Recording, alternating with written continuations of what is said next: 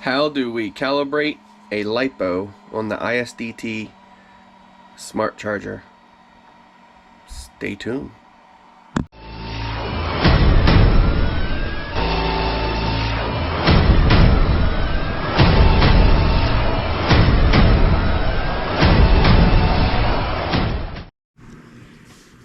Hey guys, what's up? So it's been raining so much and I can't get out and get flights in. So Ian is above us, the hurricane, and he's just circulating on us and not moving. So we have cloudy and, well, we've had rain for like 4 days and wind. So anyway, what I got in front of me here is a Lipo battery. I have it, the balance thing, two-way taped to the counter here because I'm going to show you something. We got a multimeter, so that should kind of tell you what's going on.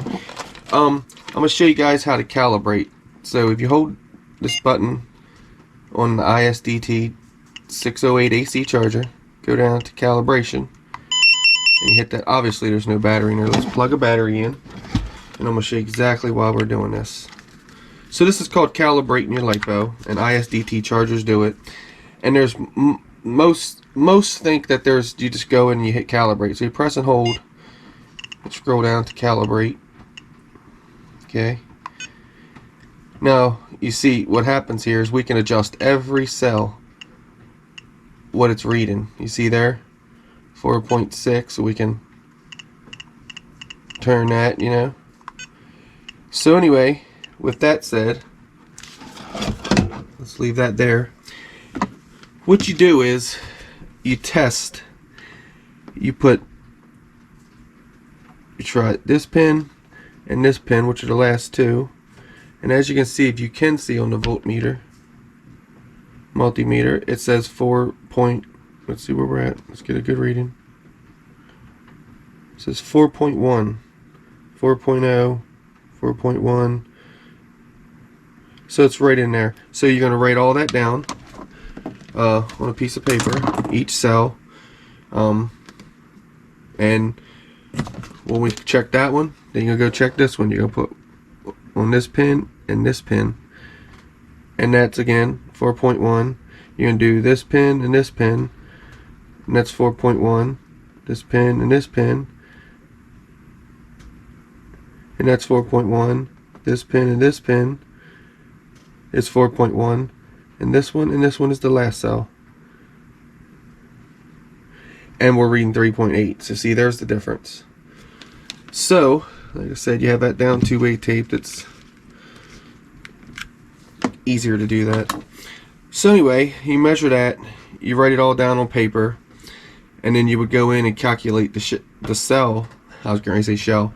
The cell as what you wrote down here. So where it's 4.1 and it keeps batting back and forth, I would just do, you know, the 4.1 if it was this battery.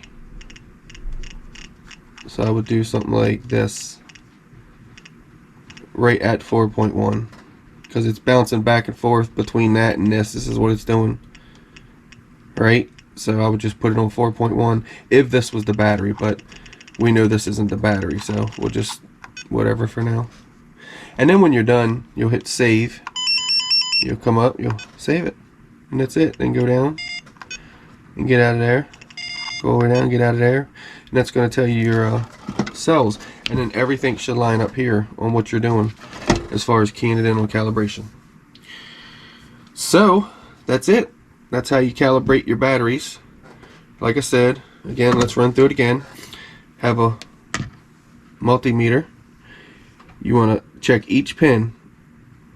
Be careful, do not touch these together as you're on these pins because you will have trouble. So you just want to touch each pin. And then when you move to the next one, you put this one there and you move to that one. Move to the next one, put that there, move to that one. And so on, and so on, and so on. And you have, if it's a 6 cell, then you should have 6 cells written down on your paper when you're done testing everything. If it's a 4 cell, you're going to have 4, 5, 5, 3, 3, 2, 2. Okay?